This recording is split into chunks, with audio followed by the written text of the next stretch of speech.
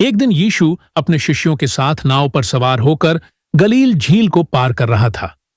झील पार करते समय एक बड़ा तूफान उठा, लेकिन यीशु ने उसे शांत कर दिया। और फिर वे पहुंचे गदरियों के इलाके में। यह क्षेत्र यहूदियों का नहीं था। वहां सूअर पालन होता था, जो यहूदियों के लिए अशुद्ध माना जाता था। वहां की हवा में अजीब सी बेचैनी थी, जैसे अंधकार किसी को निगलने को तैयार बैठा हो।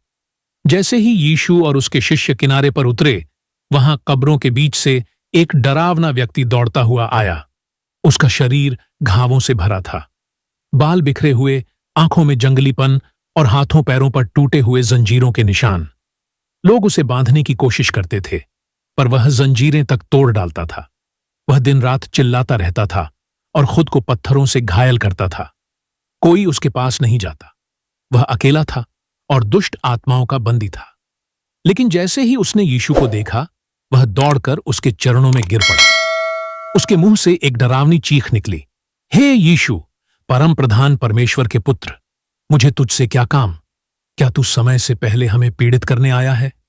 यीशु ने शांत और अधिकारपूर्ण स्वर में कहा, इस मनुष्य में से निकल जा, हे अशुद्ध आत्मा। फिर यीशु ने पूछा, तेरा नाम क्या है? उसने उत्तर दिया, मेरा नाम सेना है, क्योंकि हम बहुत हैं। यह उत्तर किसी एक आत्मा का नहीं, बल्कि हजारों आत्माओं का सामूहिक स्वर था। वे जानती थीं कि उनका अंत निकट है। पास में एक बहुत बड़ा सुअरों का झुंड चल रहा था, लगभग 2000 सुअर। आत्माएं यीशु से प्रार्थना करने लगीं, हमें अंधकार की गहराई एबिस में न भेज, हमें इन सुअरों में जाने दे। यीशु ने अनुमति दी। जैसे ही आत्माएं उस व्यक्ति से निकलीं, वे सुअरों में प्रवेश कर गईं, और तभी पूरा झुंड पागल होकर पहाड़ी से झील की ओर भागा और पानी में कूदकर डूब गया। वह व्यक्ति जो अब तक चिल्ला रहा था, शांत था। उसके चेहरे पर शांति थी। उसने कपड़े पहन लिए और सामान्य लोगों की तरह बैठ गया। वह अब मुक्त था। गांव वालों का डर और यीशु से निवेदन, जब यह समाचार गांव तक पहुंचा तो लोग दौड़ते हुए वहां आए। उन्होंने देखा, सूअर मर चुके थे। वह भयंकर व्यक्ति अब शांत और होश में था, और यीशु वहीं खड़ा था। पर वे आश्चर्य से ज्यादा डर गए। उन्होंने यीशु से विनती की कि वह वहां से चला जाए। वे अपने सुअरों को खो चुके थे।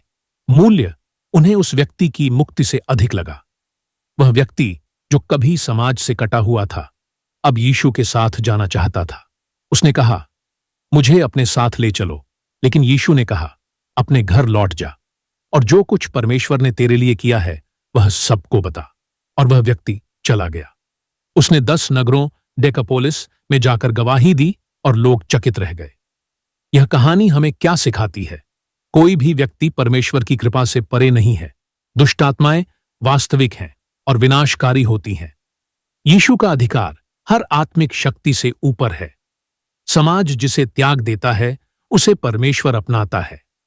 एक व्यक्ति की सच्ची गवाही पूरे नगर को हिला सकती है। लाइक, शेयर, कमेंट और सब्सक्राइब करो, लेकिन मजबूरी में नहीं, दिल से। ऐसे ही बाइबल से जुड़ी प्रेरणादायक वीडियोस देखने के लिए हमारे YouTube